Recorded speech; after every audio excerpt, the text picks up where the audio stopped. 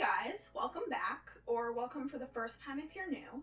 In today's video, I have the introduction of what is yet another project, and this is one that I've actually been thinking about doing for quite a long time, so I'm very glad that I'm actually getting around to doing it.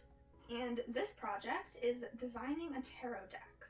Now, the inspiration surrounding this project in particular has been sort of building up for a while, but I think what really made me want to do it was last month when I ended up making some watercolors.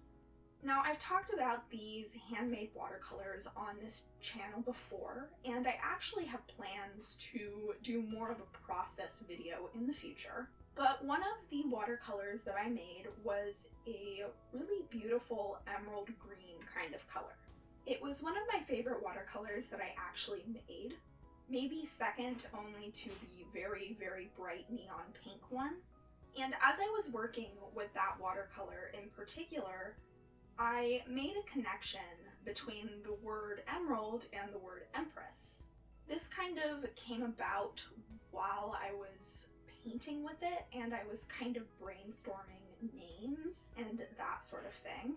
However, when the word Empress came up, I did know that that was a tarot card.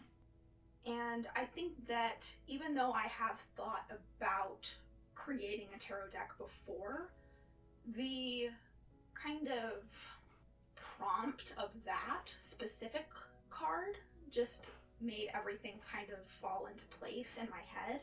And I really, really wanted to do it then. This is kind of in line in some of the things I've been trying to experiment with a little bit more in my creative practice. The idea of letting one action or creative activity lead into the next.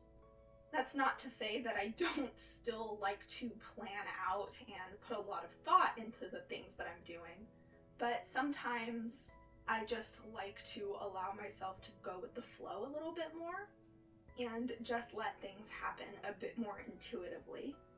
Now, for a while, I actually considered starting out my tarot deck with the Empress card, but ultimately I did decide against it, and the card that you're seeing in this particular time lapse is the Fool. I decided to do the Fool first since it is numbered 0, and so although it can be placed at either the beginning or the end of the major arcana, I just felt like it was right. The card itself is very much about new beginnings and start points, kind of fitting for a major project such as this. Now, when I actually started designing and brainstorming this particular deck, I did have a very specific aesthetic in mind when I was coming up with ideas for it. And this aesthetic, I don't really know what to call it. It's just kind of what I've always used in a lot of my digital illustrations. I might put a few more up on the screen in case you haven't seen them.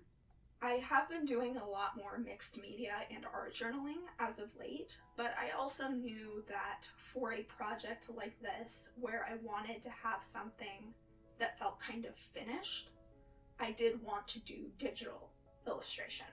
If I were to summarize this kind of aesthetic or style, I think I would just say it's a little bit grungy.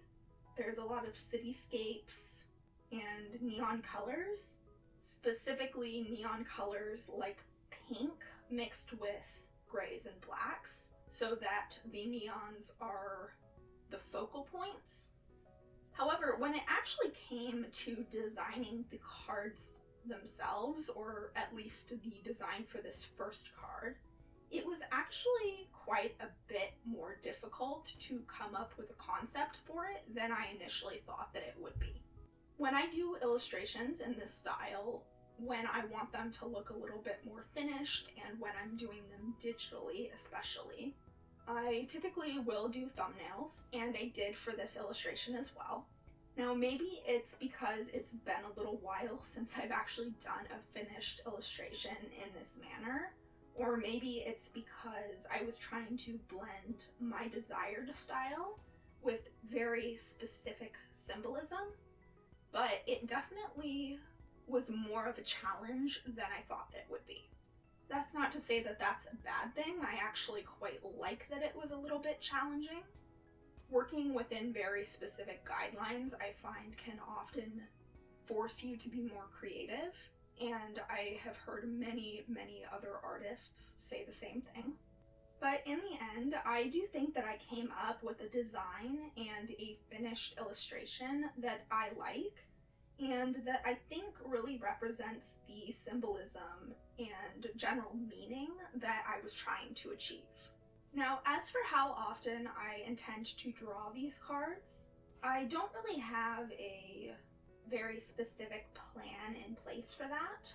I am mainly concerned that if I set some sort of schedule, that I will kind of put a lot of pressure on myself, as I tend to be very apt to do.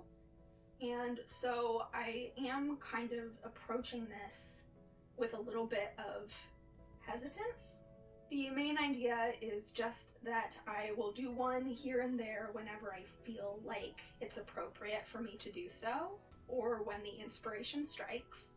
This makes for lower pressure on me, and I think it also helps to make sure it's more of a fun personal project, which is why I initially set out to create this deck. Now, for what it's worth, I have already started thumbnailing the next card, which is the Magician, and I have a design that I think I'm pretty happy with.